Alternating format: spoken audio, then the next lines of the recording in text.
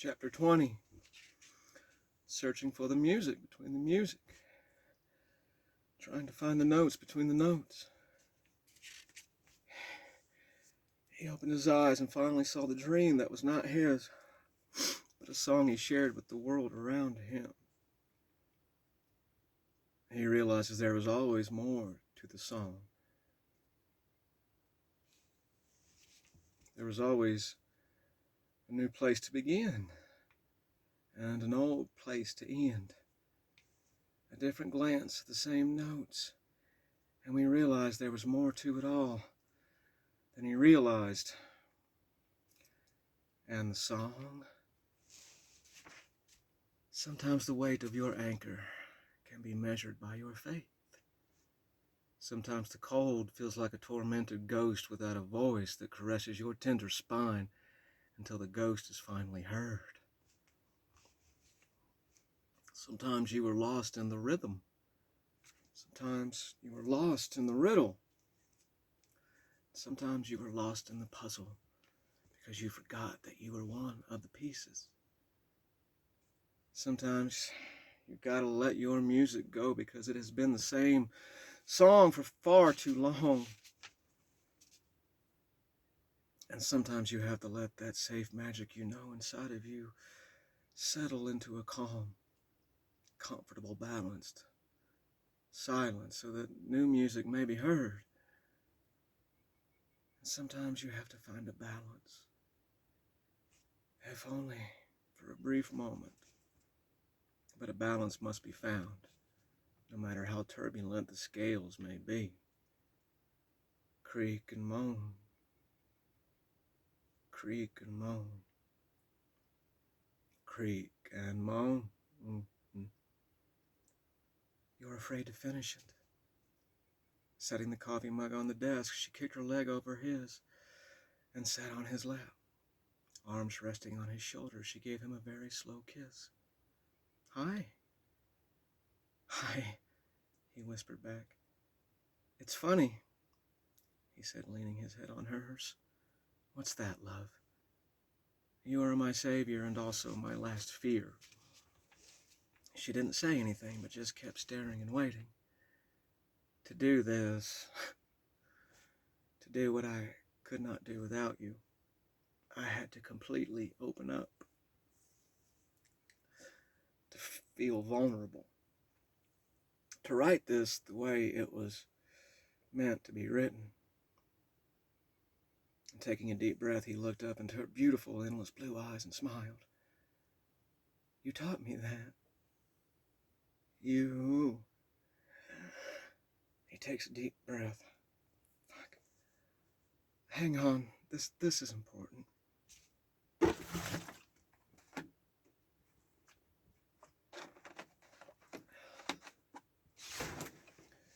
have given me the courage to face all of my demons, my fears, to help me to become the me that I have always wanted to be.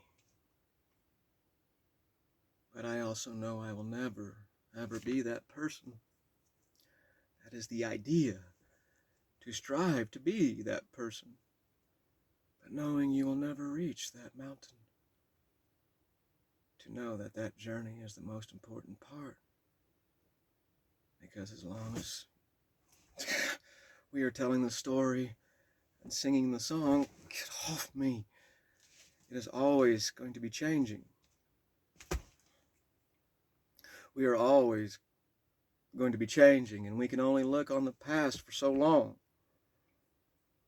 And even though you gave me strength to begin to do this, the one fear was that you would not be here when it was done. And this is only part of the song. We still have our song to sing. There's always more to tell. Good.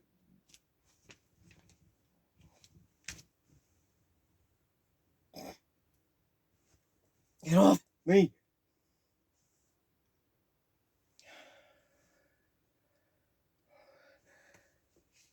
Good. She stood up, kissed him on the head, and then smacked his butt as he stood up to kiss her again. Nope. Get to work. I will be here. Creak and moan. Creak and moan. Creak and moan. Her footsteps echoed down the hall as he sat back down. And then there was nothing. Pop's swan song and a romantic's beginning rite of passage. That winter, Pop faded into his own madness, and there were times that I wasn't sure he would return. An already surreal and unstable house became even more surreal, and stability was a myth in the encyclopedias on the shelf above Pop's chair. Every day was a challenge to keep my sanity and somehow bring Pop back from his. I never knew what to expect when I walked in the back door. Sometimes Pop would still be up in bed, covered in shit, sweat, and urine, fighting his nightmares. Then there were times he would sit in front of the black tape recorder and stare into the distance as he listened to his own ghost taunt him. The most terrifying times was when I would catch him talking on the phone, and no one was on the other line. Come on. God damn it, just leave me the fuck alone. Leave me the fuck alone.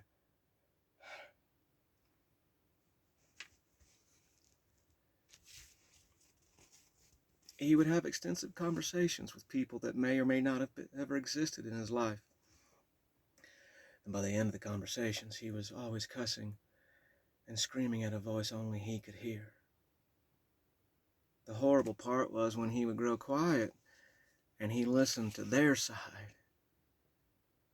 I would hear the dial tone and its haunting buzzing as Pop listened to his ghost argue back at him.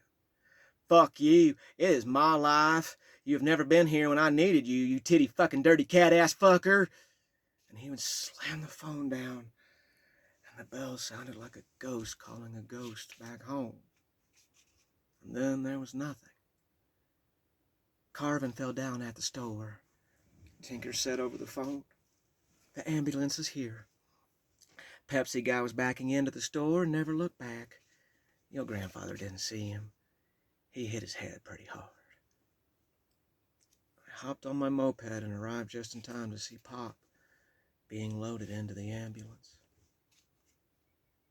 Blood on his face, his eyes were closed, and he was mumbling about the foxhole and being pissed on as the doors shut, and they took him to the hospital. Get the fuck off me! Jim, the owner, was trying to calm the Pepsi guy down. Donna and the other Donna were waiting for me with their always warm smiles. He hit his head pretty hard. Why don't you stay here at the store till we get a hold of your Uncle Lyle? I let out a deep sigh and just said, okay. And then there was nothing. I walked in the back door, yelled for Pop, and received no answer. Calling again, I felt my stomach do the usual turn, as I was afraid of what I was going to find. But I kept walking. Pop was in his favorite chair, and at first I thought he was falling asleep and trying to stay awake. His eyes would roll back in his head. Eyelashes would flutter, and then his head would fall to his chest, only to bounce back up and do the same thing. I walked up and put a hand on his stump and whispered, Pop, why don't you? Now, I was going to say, go to bed. But the word stuck in my throat. His stump was twitching and shaking so violently underneath my hand, it felt like a nest of bees moving around beneath the skin. I pulled my hand back in surprise.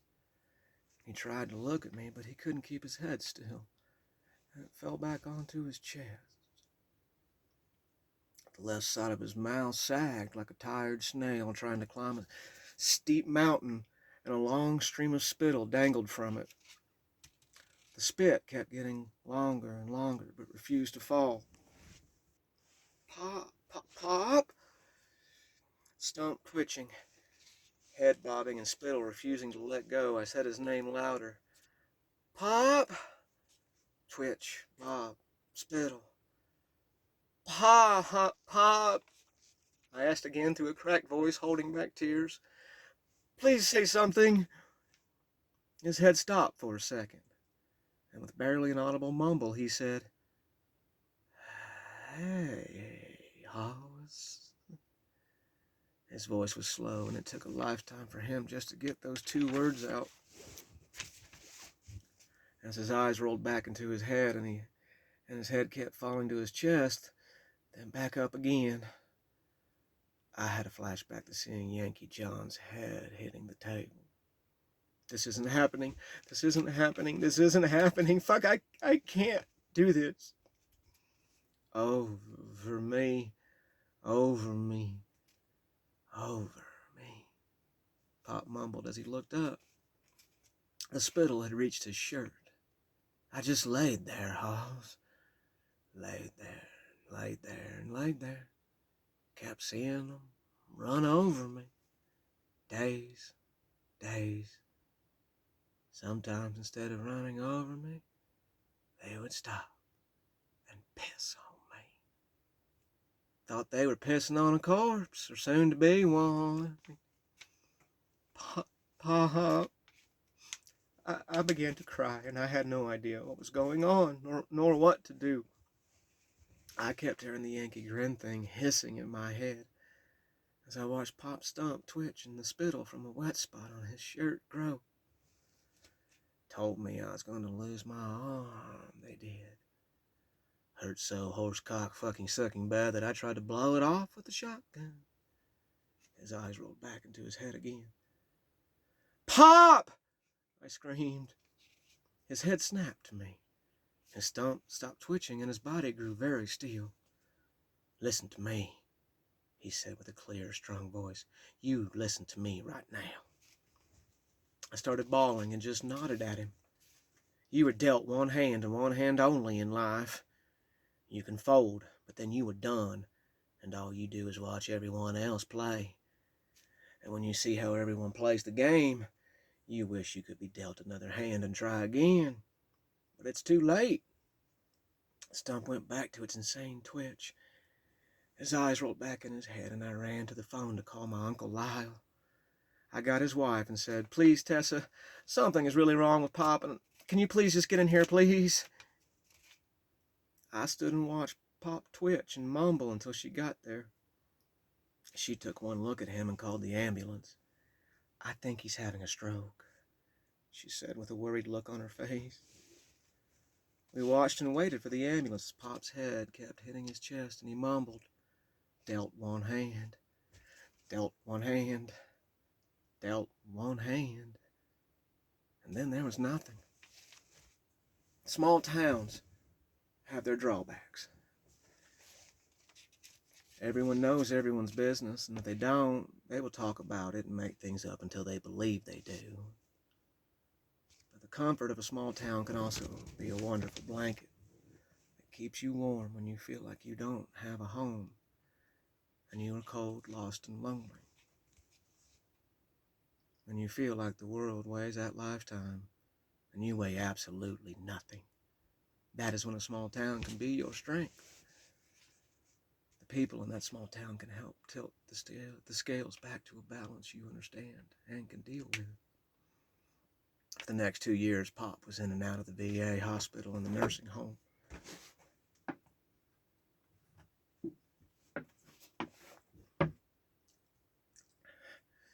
The man truly was tough as a $2 steak wrapped in hemp rope, and every time we believed it was the beginning of the end for him, he would keep smoking his Raleighs and keep bouncing back. A little bit slower and a little bit more mad, but he was still Pop. And during that time, I started working at the store 3 days a week. I made $2 an hour, was allowed to eat all the food I wanted to, and when I was working, I had the freedom to read all the magazines and books in the store, including the ones behind the butcher's counter covered up with a white sheet. Jim, Donna, and the other Donna treated me like family, and Jim would even come home with me to check on Pop. he would go in the house and yell, "Carvin!" Sometimes it took Pop several seconds to answer. Each moment of silence was worse than the next, and I would look up at Jim thinking, this is it. He's dead somewhere in the house. But Pop would eventually give us a throaty cough-filled, "Yeah!" Jim would see how he was doing, then leave us for the night. Time and memory have a very strange relationship with us. We don't see the important life-changing moments because we are living them. We are part of the puzzle. It is only when we start losing time that we look back and our memory of our life is not the same as it was when we lived it. For most of my life, I have looked back on my childhood as a dark time. I was always running from my demons because they would not stop chasing me. I didn't see the angels in my world that helped me keep the demons away. I began a rite of passage in Devon's side, and it really did begin after Pop passed away. I'd already seen so much death in my life, but this was different. This was very personal, and I didn't know how to feel or what to do. I sat on the funeral parlor steps in my own silence and confusion. No one talked to me as they went inside to say their farewells, and I didn't look at anyone. Occasionally I would catch someone say, "Oh, I think that is the grandson. Yeah, poor thing." Or I'd hear, "Funny thing is, Lyle and his mom hate each other. That can't be easy taking care of her son." I tried banishing into myself, but myself was gone. There was just this cold, lonely emptiness inside of me. The only thing I could hear was the Yankee grin thing. "This cold place is always going to be your home. We are your home." I heard my Uncle Robin laughing, and I turned to see my uncles and some other people I didn't know talking to the funeral director. Dick Burns. Yes, I'm not kidding. That was his name. A good man and a close friend of Pop. He was laughing as he told stories of Pop's younger years. Now keep in mind, when Carvin was drinking and driving, times were different. "Grab the fucking page!" Dick started laughing and shaking his head.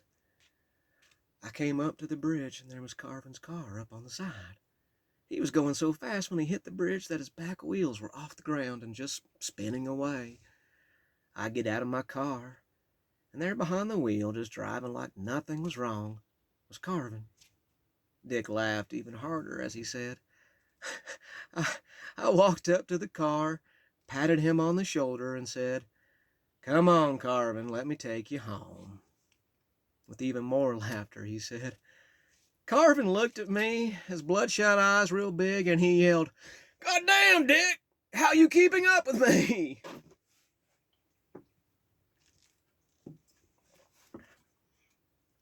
Everyone burst out laughing because they could see Pop doing just that. I laughed and I started listening to other stories in other groups. Everyone had something wonderful and crazy to say about him. Yeah, he's an angry, crazy son of a bitch at times. But there was this one time and people would talk about how generous Pop could be, how much of a hard worker he was. He had a garden the size of half the block, and Pop poured his love into it. And then he drove around in his tractor and gave half of it away. I got up and went inside the funeral parlor and stared at him in the coffin. I just stood there, not yet ready to cry. I just stared at the stillness and silence. He would find rest finally. He would never actually call me Chief, and I never had the chance to grow up and become one. And he would never have the chance to even tell me. I said goodbye to Pop, and I went back outside. And I wondered what came next in my bizarre, chaotic world that just didn't seem real at times. And then there was nothing. I gotta keep going. I can't Stop. Chapter 21. Searching for the music between the music. Trying to find the notes between the notes.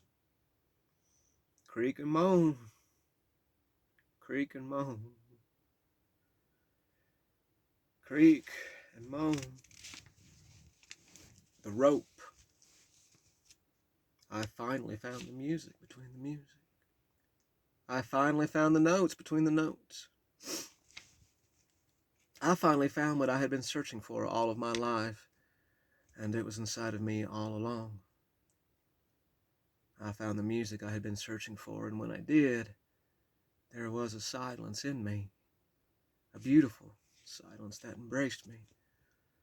Without saying a single word, it whispered, I am a music, and you as well. For the first time in my life, everything stopped.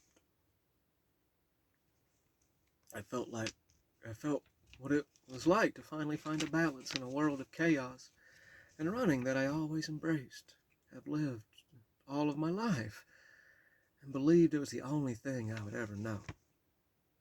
Then I exhaled. I smiled.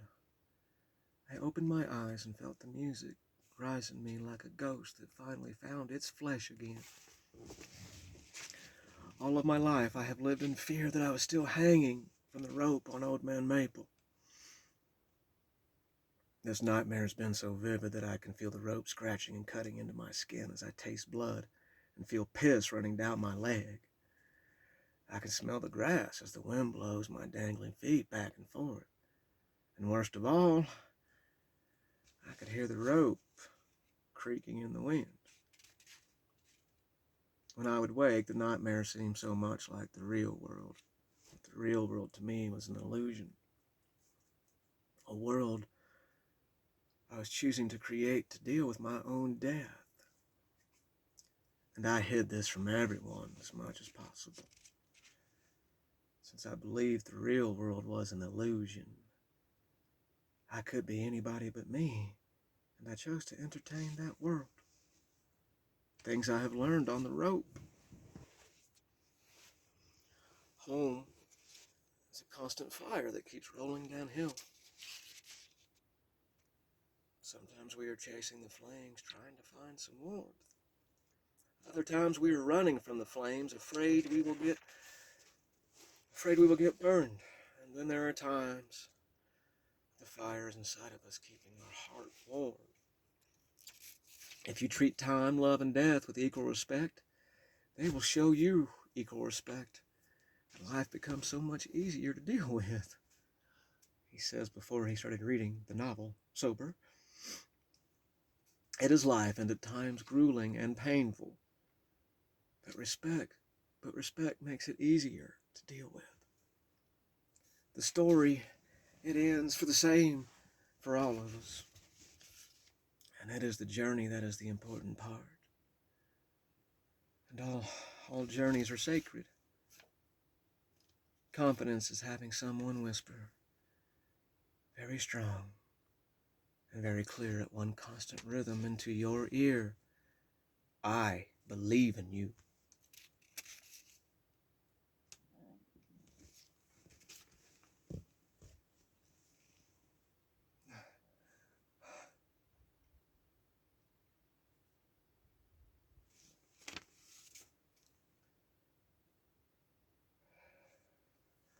Where does that voice come from? Parents. Correction. Good parents have the strongest voice. Their voice never dies away, even after they pass on. You can still hear them inside of you one way or another. Teachers. Again, good teachers have a strong voice. The doors they revealed to you stay open all of your life. Good friends who have always been there for you, even at the darkest of times. Music at the right time, the right place, and perfect moment in time can stay with you forever. Perhaps that one lover opened something deep inside of you and will always be there. Wherever that voice comes from, it returns when you need it. It shapes you. And those voices add layer upon layer that keep you going when things are just too fucking much. Those layers make you who you are. If that voice fades away, you tend to fall back on your heels. The music inside of you dies just a little bit more. And in your own eyes, mistakes become just that much bigger. If you believe that voice doesn't have a face, a foundation, then you tend to scratch your head and start wondering just who the fuck you really are. And without those parents, teachers, friends, and lovers, you start to wonder just what is shaping you. You start to wonder what is inside of you. Get the fuck off me! Get off! God fucking damn it! Get off me!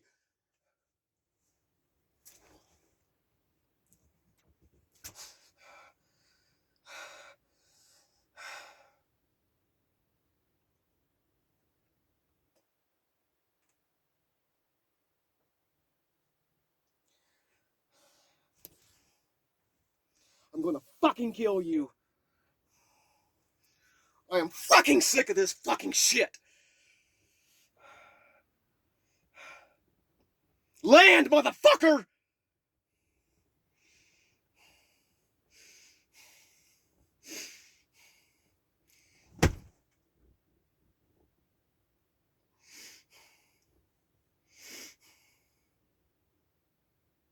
I'm not ending this fucking book with you landing on my fucking face. I am sick of this. I have not deserved any of this fucking shit. I haven't.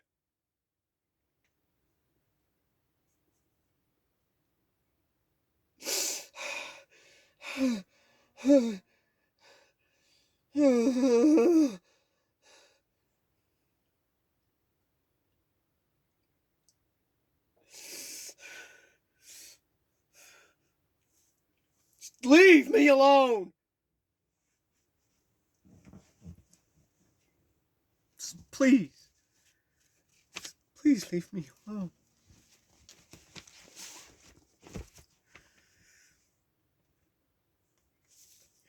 You start to wonder what is inside of you. The more you try to find it, the harder it is to peel an onion when you can't find the beginning of the skin. What if you believe there never was a consistent voice? No one there to whisper in that ear, I believe in you. What if you believe that what you hear inside of you has no face or no foundation? At times it's just a wind that passes through you, and you look to see where it came from, and you don't know, but you can hear someone whisper, I believe in you. What do you do? Where does your confidence come from? What makes you believe in yourself? For all of us, that answer is different. The fear of losing someone you love cannot override the love itself. You have to remember that. We live in the shadows of our legends. We do walk in the footsteps of those we idolize. We look up to certain people because we see certain traits in them that we wish we truly had ourselves. They do become our heroes. Sometimes we need to remember where we came from. And other times we have got to let the past go. Get off me. Get the fuck off of me! I'm not fucking kidding!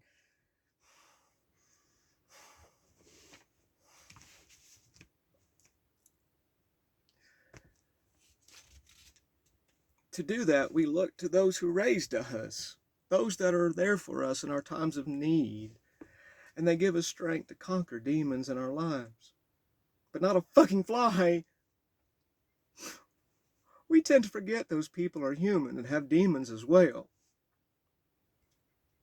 Sometimes we need to put new sand in an old hourglass. And it is so much easier to find a balance when the world and you weigh the same. Sometimes we get stuck in the paths of all of our heroes, and we forget our own footsteps and the journey we ourselves are taking. It is not a cliche when you are living it. And there is a point that you fall so completely into your own madness that it is the only safe world you know. And when it comes down to it, you can only be inspired so much. You can only look for answers for so long. When it comes down to it, when it is time, only you can fix you. You cannot take the pain away. No amount of drinking, medications, blocking it out, or ignoring it will make it disappear. Sooner or later, that pain will win. What you can do is find things in your world to balance out that pain. Like every other emotion, it is just something that flows through you but does not have control over you. Don't! It is a far cry. It is a far cry from easy. It's one of the most hardest things you can fucking do. But it can be done. And that's what I had to learn. To learn that the rope is a part of me. A part of my life. That the pain is there and it is not going away. I remembered all those people that were there for me. That helped me laugh when things were so rough. That laughing was all you could do. When I stumbled and fell, they gave me a helping hand. Helped me back up and waited until I dusted myself off. I remember they were there in the darkest of times, giving me light to see. Even if I couldn't see it then, I would in time. And the most important thing I learned is that life takes time. For almost 30 years, I tried to put these stories down on paper, to get it out and to let that past go. Please get off me right now. Just please stop fucking flying on me. I wanted to give that boy some rest in my heart. But I was so terrified of that boy, of that life, and the fear that if I actually did finish the book, that the rope would actually tighten around my neck, and my story would end as well. For 30 years I ran from my own music. And in that time I realized that I had many of Pop's and my mom's demons inside of me. The alcoholism being the number one. But I also found out I had their strengths as well.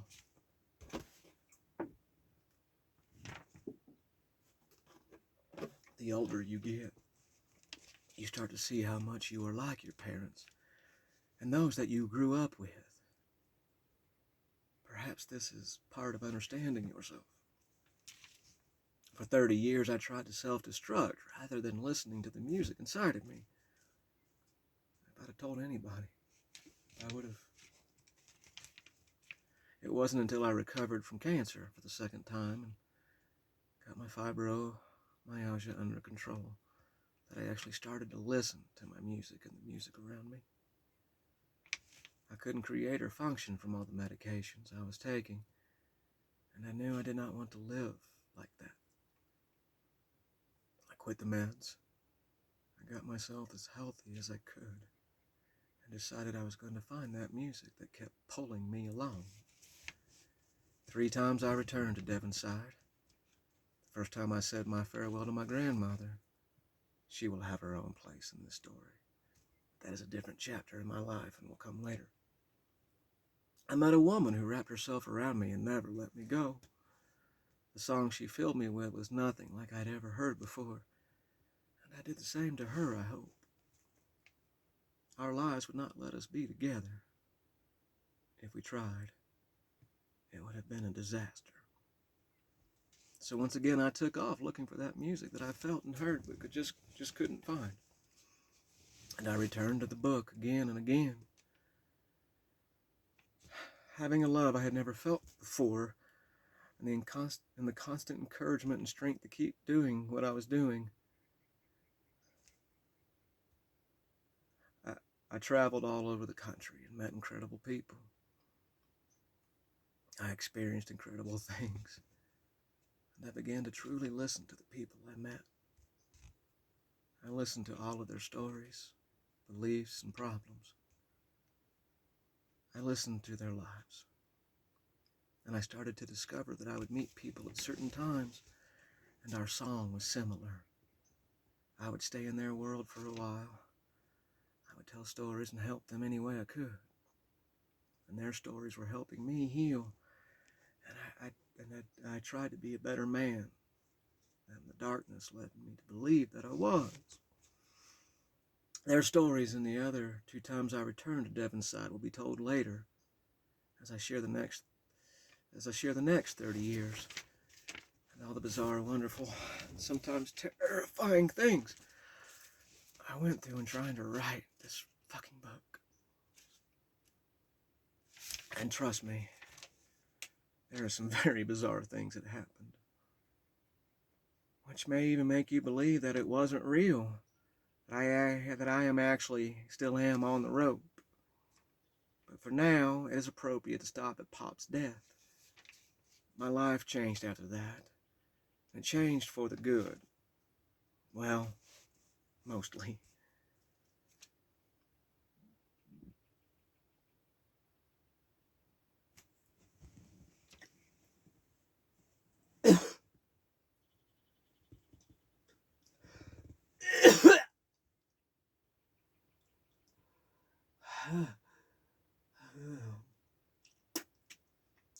Oh, fuck.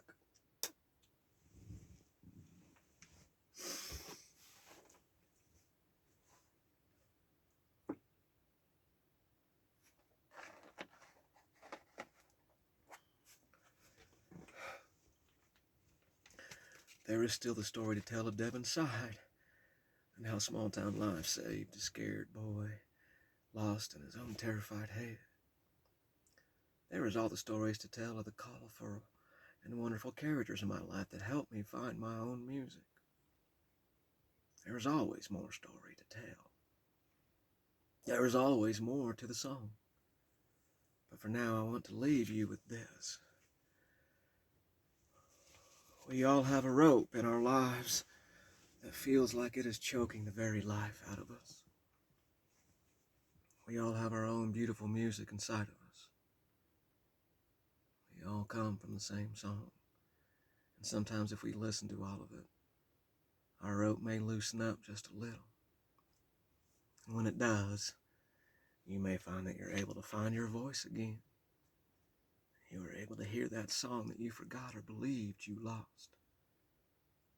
And you just may find that it is stronger than you realized. This is my song I am singing to you. Can you hear it? If not, I will keep singing until you can. We are all part of the music between the music. We are all notes between the notes. He stared at the pages on his desk and could believe it was finished. He kept looking around the room, expecting to wake up from a dream that wasn't his, but someone else he had been living all this time. But he was still here. He picked up the book and walked down the stairs and out to the porch swing. Creak and moan, creak and moan, creak and moan. The fire crackled and popped as the embers reached up into the night sky. The sun was just starting to show life and light as he sat down on the porch swing. The boy was sitting with his legs kicking back and forth as he stared out at the yard. He smiled at the boy, set the book beside him, and placed the green stick on top of it. "I do believe that is yours," he said with a deep exhalation of his breath. He nodded towards the book. "You have definitely earned it." Creak and moan, creak and moan, creak and moan. My apologies for making you wait so long. I always thought I was the stronger one. But he paused and stared down at the boy. "I was wrong. Without you, I never would have made it. I was ashamed of you. I'm ashamed of the world that we both came from. And in doing that, I forgot one very important thing. I forgot to listen to your song. I forgot to listen to our song." Still kicking his legs back and forth, the boy turned to look at him. He was smiling. As he smiled, the turtle guts, brains, and blood faded from his face. The dirty rope around his neck fell to the ground, and the bright red bloody rope burn faded away as well. Creak and moan. She sat down next to him, placing her hand in his, and they stared out at the fire. Kicking their legs back and forth, they listened to the porch swing as the songbirds began their daily chorus. 30 years, he said. Creak and moan. The flames that were trying to reach for the stars gave up on their destination and started to fade into smoke. 30 years I have tried to not let the past go. More like, I don't know, come to some sort of term with it. Everything I did to run away from it, that empty feeling of never having a home, of never belonging anywhere. And he squeezed her hand tight, of never being able to be loved. Creak and moan. You taught me differently. You showed me the strength inside of me that love can bring. Real love. Love that doesn't give up no matter how rough the road is. No matter how cold and empty that road feels. You taught me what real love is. You showed me that I had the strength in me all along. She smiled, put her head on his shoulder. The golden glow of the sun warmed their faces as all three of them rocked back and forth in the swing.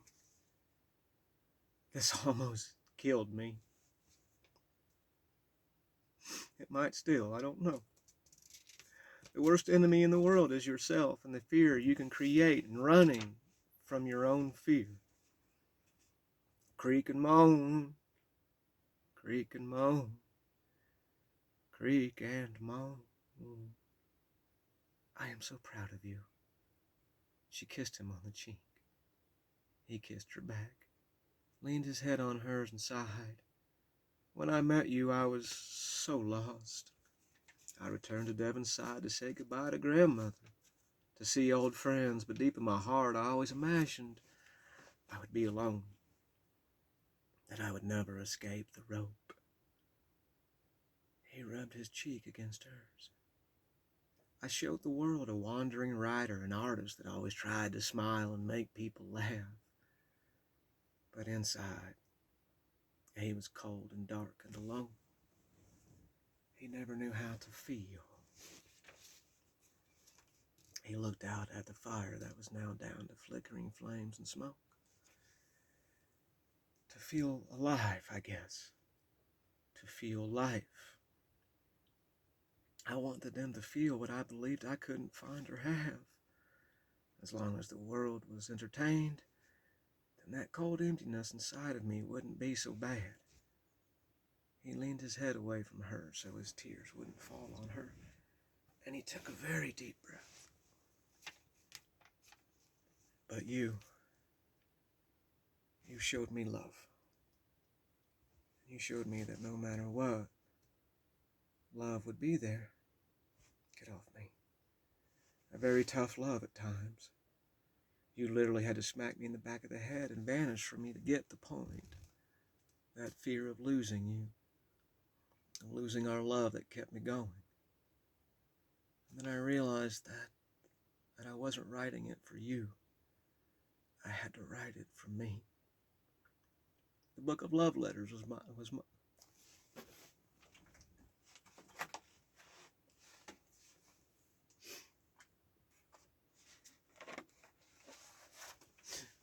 This fucking sucks. The book of love letters was my way of trying to hold on to you.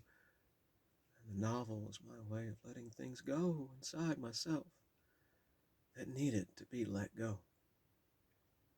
He looked over at the boy. I realized there were things I needed to hold on to. A balance, she said as she wiped the tears from his face. A balance. He replied back. You know, I sat in front of that computer screen for a week trying to end the book. Just 1 or 2 more pages and it would be over. I think that is what terrified me so much. Everything came back. Everything.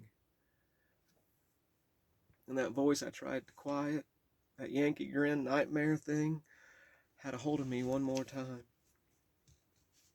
It said if I finished this book, it would be over. I remember saying, get off me. Get the fuck off me. He couldn't get his voice. All he could do was watch the smoke rise up through the sunlight as the day began.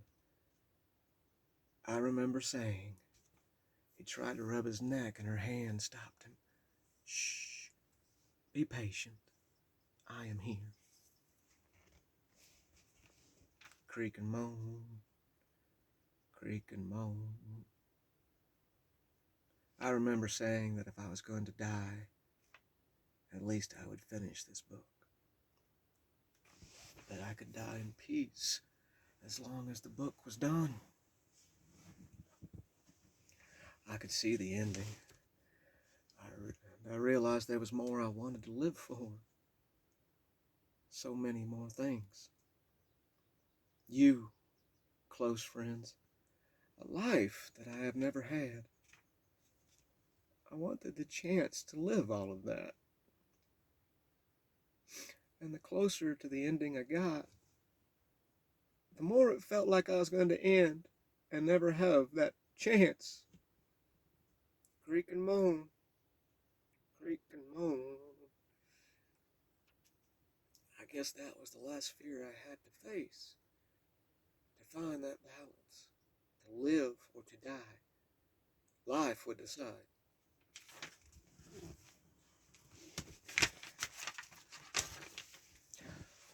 I don't know what will happen next. I literally fucking don't. I hope you are with me, and we share a life together through thick and thin. The wonderful times and the horrendous times that feels like it will break us apart. All of it. Life together. But, he kissed her head, that is the thing about life. You just don't know.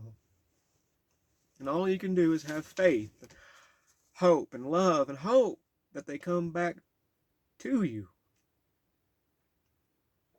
She sat up and kissed him, wrapped her arms around him, and hugged him as she whispered, I am so proud of you. The sun warmed his face as he felt her fade into him. He looked at the boy that was smiling. The boy gave him a nod and reached his arms out for a hug.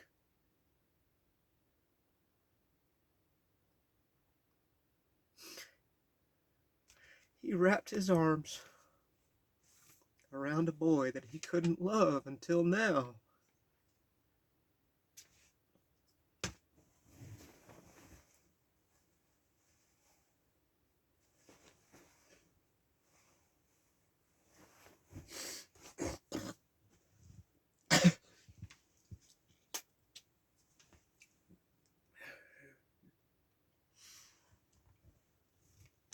He wrapped his arms around a boy that he couldn't love until now.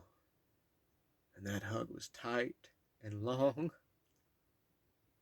And he felt the boy fade in his arms. He could hear their song inside of him, like a warm fire, a comfortable blanket, and a sense of knowing this was who he was. All of it. He watched as the smoke faded away. He watched as the house behind him faded away.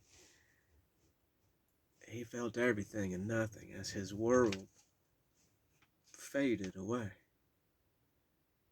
The swing grew silent as it faded away. And in that silence, he looked around. The world he created to get through all of this was gone. He stood on the mountain and looked out at the sun, the landscape and the world below him. If you climb high enough, the only thing you hear is yourself. He smiled, listened to nothing, and wrote on the very last page of the book, "The end." He grabbed his phone and called her number. At first he thought she wouldn't answer, that she wouldn't be there. But finally he heard her beautiful voice echo through the phone. "Hi." "Hi," he replied with a laugh and tears. "It is done. I finished it." "Good," she said. "I love you, my ocean. I love you, my river." They were silent for a long time, until, "Come off the mountain. Come home to me." "Okay." He hung up the phone, looked over the mountain's edge, and with a beautiful, balanced heart, he began to climb back down into a world he thought he had lost. Last letter when falling in love. I cannot see to write. Tears cloud my thoughts in my hands. And it is not out of sadness. It is not out of fear. It is out of excitement and happiness that I have never felt before. I don't know what you are going to do when you read this. You may get scared and never talk to me again. My God, it will hurt, and I don't want to think this way, but I really will understand. But I hope you don't go anywhere, because all I can think of is holding you, kissing every inch of your body as I feel your breath grow stronger, and moving under my hands as I whisper, "I love you. I love you," over and over again. I want to be there for you when the day is long, and all you want is to be held in a silence that we only know in each other's arms. I am so scared, because I want to do all of this, and so much more with you. I have never felt this way about someone, and that scares me so very much. I know when I talk to you again, I will calm down. Please don't. I just had to tell you these things. And even though it may scare you as well, I have to say this because it is boiling inside of me and I cannot keep it inside of me at all. I had to write it to you. I had to write it to keep my sanity and what little there is of it left. This is one of my I am so scared moments. I am so scared because I have fallen madly in love with a woman who is a lifetime away, and she is in every thought and every breath I take. Every single thought I have is warmed by her, and it gives me a fire to sing and shine like I never have before. You, my love, you are an uncontrollable music that I welcome with open arms. You are a music that will never end, that will always sing inside of me. That siren song, always heard and embraced, for it will never be found. That is us. That is our love. A river that flows into the ocean, always constant and always changing. My ocean, my love, my soulmate.